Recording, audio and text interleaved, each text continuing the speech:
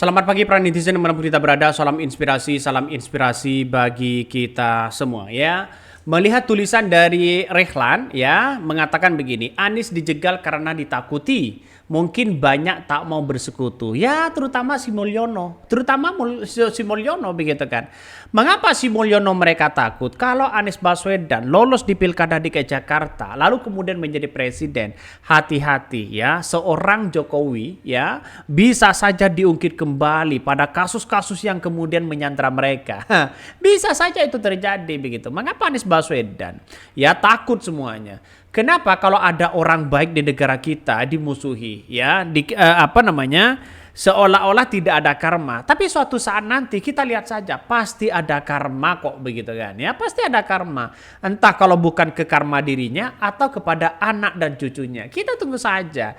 Ya mungkin kalau orang berkuasa silahkan berspekulasi apapun, tapi kita lihat saja realitasnya. Belum mampu mengalahkan sebuah karma ya. Hati-hati loh, bisa saja Gibran yang kemudian didepak. Tapi kalau Gibran ini dibiarkan oleh seorang Prabowo, maka jelas di situ hati-hati. Prabowo saja bisa kalah di tahun 2029 begitu kan ya. Mestinya hati-hati. Berbeda pendapat boleh dong, ini komentar-komentar dari netizen ya. Boleh asal jangan jenggol abah karena kesempurnaan ada pada abah. Saya sependapat banyak tak mau bersekutu dengan Anies. Rata-rata yang meninggalkan dia adalah mereka yang pragmatis. Bergabung dengan kekuasaan demi kepentingan pribadi. Anies tidak.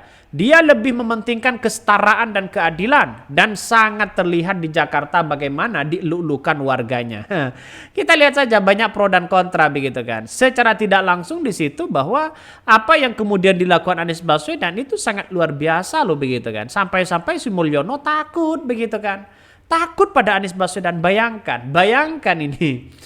Boleh-boleh saja dan halal, tapi Anda mengabaikan faktor-faktor yang mendegradasi demokrasi hanya karena ketidaksukaan Anda kepada figur Anies karena tidak sejalan dengan pikiran Anda, bukan pada nilai demokrasi itu sendiri. Ini komentar dari netizen. Wajar begitu kan, banyak pro dan kontra. Kalau tidak salah Anies sudah bersedia berpasangan dengan AHY dan dibuktikan dengan surat cintanya kepada AHY. Cuma sampai di deadline orang tuanya partai tidak menyetujui ya. Dan dia pilih pasangan dengan yang lain. Boleh banget ya, apalagi ya dengan orang-orang seperti Anda. Terima kasih selalu nyenggol-nyenggol Pak Anies. Cuman apa nggak mau ya Pak Anies aja tidak nyenggol-nyenggol Anda. Ini komentar-komentar dari netizen begitu kan. Banyak pro dan kontra. Dan kita lihat saja terserah begitu. Mau dengan ini, mau dengan itu begitu. Tapi pada kenyataannya adalah posisi Anies Baswedan sekarang tidak ada beban.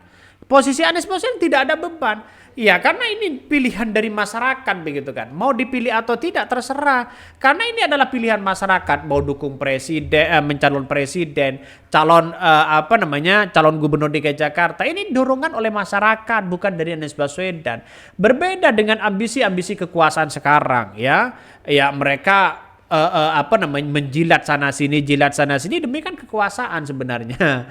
Coba kita baca dari tulisan ini ya, dari Rehlan ini. Anies dijegal karena ditakuti, mungkin banyak tak mau ya bersekutu. Komentar dari Rehlan.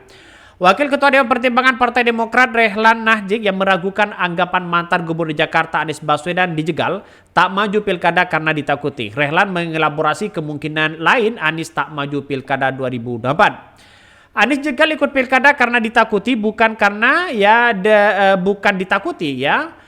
Tapi mungkin sudah makin banyak yang tak percaya padanya dan tak mau lagi bersekutu ya kabarnya. Rehlan menilai kemungkinan lain Anies Baswedan bukan sosok lawan politik sejati ya, kawan politik sejati. Rehlan menyinggung soal peribahasa ya, menggunting dalam lipatan soal sosok Anies Baswedan.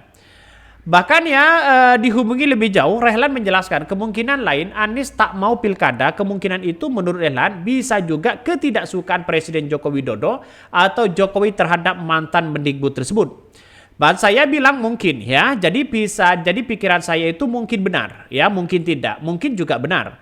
Rehlan tak menampik kemungkinan lain yang menjadi faktor Anies gagal maju pilkada, tapi mungkin itu bukan satu-satunya faktor ya, mungkin ada faktor lain, yakni Anies bukan kawan sejati, tidak bisa menjadi sekutu sampai mati. Ya karena Anies Baswedan tidak mau didesak begitu kan. Anies Baswedan tidak mau diatur-atur. Anies Baswedan tidak mau kong kali kong. Anies Baswedan tidak mau dicawi-cawi sana sini begitu kan. Kalau negara kita, coba bayangkan. Kalau negara kita melakukan hal-hal seperti ini terus, kapan mau maju bangsa kita? Kabarnya demokrasi, Indonesia adalah Indonesia maju, menyambut negara emas. Tapi di dalam praktek demokrasi itu ada kong kali kong besar, ya, yang punya kasus malah santai-santai aman-aman aja, ya. Orang tidak punya kasus disandra dengan kasus begitu kan, ditakut-takuti. Apakah negara kita sudah gimana begitu kan? Apakah politik kita adalah politik sontoloyo? Ini kan kita bisa lihat bahwa sudah jelas di Pilkada DKI Jakarta itu bagaimana sosok Anies Baswedan. Kecuali Anies Baswedan tidak dideklarasi oleh PKS, tidak dideklarasi oleh Nasdem, tidak dideklarasi oleh PKB. Ya boleh-boleh aja begitu. Tidak ada kemudian cegal-mencegal mungkin. Tapi kan ini sudah deklarasi loh. 3 partai ini sudah deklarasi, bisa saja mereka tidak bisa berlayar. Ada apa di balik ini semua? Kan begitu. Artinya apa? Artinya partai itu sama aja. Di dalamnya mereka ada kong kali kong besar. Ya, ada gerombolan-gerombolan besar begitu kan? Ya, nampaknya sekarang ini kan sudah kelihatan bahwa bagaimana sosok Anies Baswedan ke depan, apakah mereka tetap membuat partai atau tidak. Ini kita tunggu saja. Makanya Anies Baswedan di situ sebagai bentuk ya perlawanan, ya secara diam-diam ya memanfaatkan anak abah ini sebagai pengikutnya. Saya kira ya harus ada wadah begitu kan. Saya setuju sekali kalau Anies Baswedan membuat partai baru. Kenapa? Sebentuk perlawanan terhadap para parpol ya yang kemudian melakukan kong kali kong di dalamnya.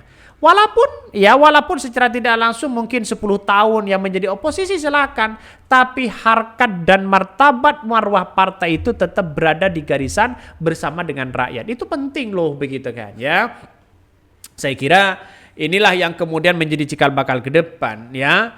Kalau Anies Baswedan membuat partai baru, maka satu-satunya yang menjadi partai oposisi di situ adalah partai Anies Baswedan. Mengapa? Bukan tidak mungkin PDIP mereka akan bergabung ke situ begitu kan ya, kepada Prabowo. Sebenarnya PDIP dan Prabowo kan tidak ada masalah. Yang menjadi masalah situ adalah Mulyono dengan para pendukung-pendukungnya di situ, dengan para anak-anaknya. Sehingga yang terjadi apa? Yang terjadi ya selama masih ada yang namanya Gibran, mungkin Prabowo tidak akan mau. Inilah politik bos, ya inilah politik begitu kan ya.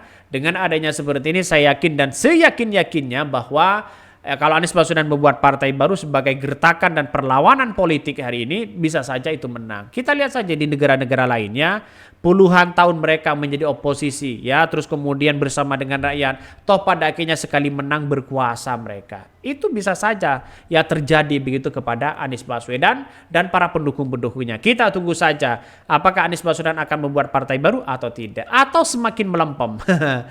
Bagi kami kita menunggu begitu kan ya. Mungkin itu yang kami sampaikan, ya tonton terus channel Hodari Podcast Rakyat ini, jangan lupa di subscribe.